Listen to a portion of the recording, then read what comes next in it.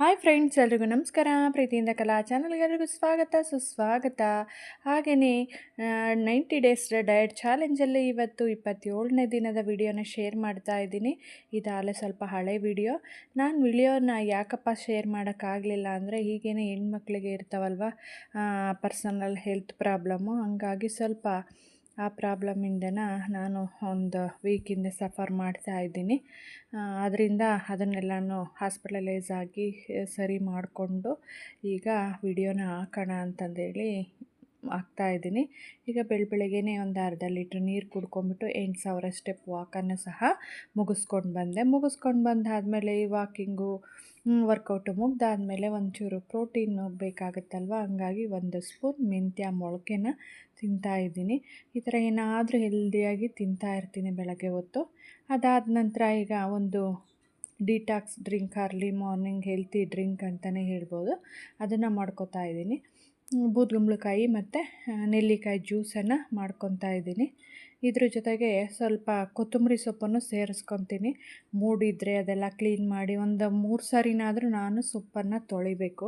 ಹಾಗಾಗಿ ಬೆಳಗ್ಗೆ ಸುಸ್ತಾಗಿಬಿಟ್ಟಿರುತ್ತಲ್ಲ, ಅದೆಲ್ಲ ತೊಳೆಯೋದಕ್ಕೆ ಮೂಡಿದ್ದು ತೊಳೆದು ಹಾಕಿದ್ರೆ ಕೊತ್ತಂಬರಿ ಸೊಪ್ಪನ್ನು ಸೇರಿಸ್ಕೊಂಡು ಒಂಚೂರು ಉಪ್ಪು ಪೆಪ್ಪರನ್ನು ಹಾಕ್ಕೊತೀನಿ. ಇವತ್ತು ಬರೀ ಉಪ್ಪನ್ನು ಹಾಕ್ಕೊಂಡು ಜ್ಯೂಸ್ ಮಾಡ್ಕೊಂಡಿದ್ದೀನಿ. ಸೋಸ್ಕೊಂಡು ಒಂದು ಅರ್ಧ ಲೀಟ್ರ್ ಆಗಿದೆ. ಆ ಜ್ಯೂಸನ್ನು ಕುಡ್ಕೊಂಬಿಟ್ಟು ಬ್ರೇಕ್ಫಾಸ್ಟನ್ನು ರೆಡಿ ಮಾಡ್ಕೊತಾ ಇದ್ದೀನಿ. ಇಲ್ಲಿ ಬಂದುಬಿಟ್ಟು ಇದು ಮಿಲ್ಲೆಟ್ಸ್ ಅಂದರೆ ನವಣೆ ಅಕ್ಕಿನ ತೊಗೊಂಡಿದ್ದೀನಿ. ಅದನ್ನು ಒಂದು 3/4 ಗ್ಲಾಸಷ್ಟು ತೊಗೊಂಡಿದ್ದೀನಿ. ಈಗ ಅದೇ ಗ್ಲಾಸಲ್ಲಿ 3/4 ಗ್ಲಾಸಷ್ಟು ಹೆಸರು ಬೇಳೆನ ತೊಗೊಂಡಿದ್ದೀನಿ. ನಾನು ಈಕ್ವಲ್ ಕ್ವಾಂಟಿಟಿಲಿ ತೊಗೋತೀನಿ. ಈಕ್ವಲ್ ಕ್ವಾಂಟಿಟಿಲಿ ತೊಗೊಂಡ್ರೆ ಟೇಸ್ಟು ಸಹ ತುಂಬಾ ಚೆನ್ನಾಗಿರುತ್ತೆ. ಹಾಗಾಗಿ ನಿಮಗೆ ಎಷ್ಟು ಬೇಕೋ ಅಷ್ಟನ್ನು ತೊಗೊಳ್ಳಿ. 2 ಹಾಕಿಬಿಟ್ಟು ಚೆನ್ನಾಗಿ ತೊಳೆದ್ಬಿಟ್ಟು ಸ್ವಲ್ಪ ಅರಿಶಿನ ಹಾಕಿ ಬೇಯಿಸೋದಕ್ಕೆ ಇಟ್ಕೊತೀನಿ. ಈಗ ಬಂದುಬಿಟ್ಟು ಇಲ್ಲಿ ಒಗ್ಗರಣೆಗೆ 1-2 ಸ್ಪೂನ್ ತುಪ್ಪ ಹಾಕಿದ್ದೀನಿ. ನನಗೆ ಸ್ವಲ್ಪ ಸ್ಪೈಸಸ್ಸು ಜಾಸ್ತಿನೇ ಇರಬೇಕು. ಈ ಪೊಂಗಲ್ಲು, ಬಿಸಿಬೇಳೆ ಬಾತು ಅಥವಾ ಈ ದಾಲ್ ರೈಸು ಇದಕ್ಕೆಲ್ಲನೂ ಸಹ ಸ್ವಲ್ಪ ಸ್ಪೈಸಿಯಾಗೇ ಇರಬೇಕು. ಬೇಳೆ ಹಾಕಿ ಮಾಡೋದಕ್ಕೆಲ್ಲನೂ ನನಗೆ ಸ್ವಲ್ಪ ಸ್ಪೈಸಿಯಾಗೇ ಇರಬೇಕು. ಹಂಗಾಗಿ ಈಗ ಅದಕ್ಕೆ ಜೀರಿಗೆ, ಸಾಸಿವೆ, ಮೆಣಸು, ಒಣಮೆಣ್ಸಿನ್ಕಾಯಿ, ಗೋಡಂಬಿ, ಕರಿಬೇವಿನ ಸೊಪ್ಪು ಎಲ್ಲನೂ ಹಾಕಿ ಚೆನ್ನಾಗಿ ಫ್ರೈ ಮಾಡ್ಕೊತಾ ಇದ್ದೀನಿ.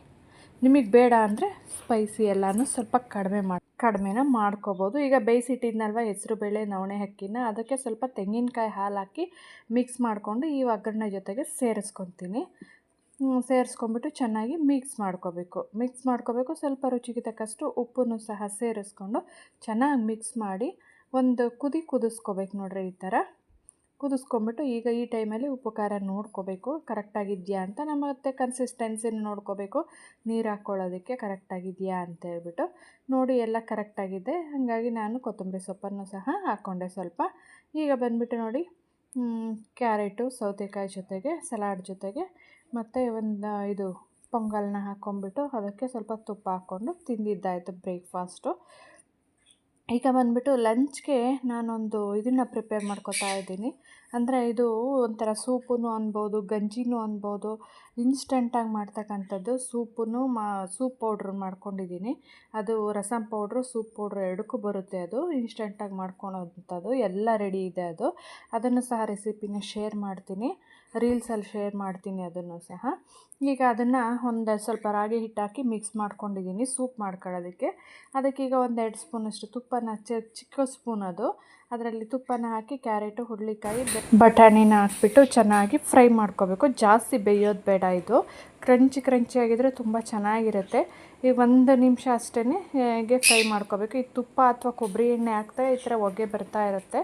ಅದಕ್ಕೆ ರುಚಿಗೆ ತಕ್ಕಷ್ಟು ಈ ತರಕಾರಿಗೆ ಮಾತ್ರ ಉಪ್ಪು ಹಾಕ್ಕೋಬೇಕು. ಅದು ಇನ್ಸ್ಟೆಂಟ್ ಆಗಿರೋದ್ರಿಂದ ಅದಕ್ಕೆ ಉಪ್ಪು, ಖಾರ, ಹುಳಿ ಎಲ್ಲ ರೆಡಿ ಇದೆ. ಹಾಗಾಗಿ ಆ ಪೌಡ್ರಿಗೇನು ಉಪ್ಪು ಹಾಕೋದು ಬೇಡ. ಈ ತರಕಾರಿಗಷ್ಟೇ ಸ್ವಲ್ಪ ಉಪ್ಪು ಹಾಕ್ಕೊಂಡಿದ್ದೀನಿ.